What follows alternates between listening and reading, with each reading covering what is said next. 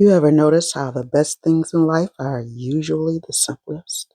Like a handwritten note, a warm hug, or a cookie made with just three ingredients. Just comfort in its purest form. Today I'm making the easiest peanut butter cookies you'll ever try. 1 cup of peanut butter, 1 cup of sugar, and 1 egg. That's it. But here's the thing. This isn't just about cookies. It's about slowing down, taking a breath, remembering that joy doesn't have to be complicated. Think about it. How many times have we overcomplicated our lives?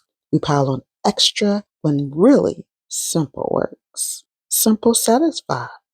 When you mix these three together, it's like life giving you a little reminder you already have enough. So we roll them up, press them down, and let the oven do the magic. Just enough time to let that smell drift through the house and remind you of home. Because sometimes the simplest recipes carry the sweetest memories.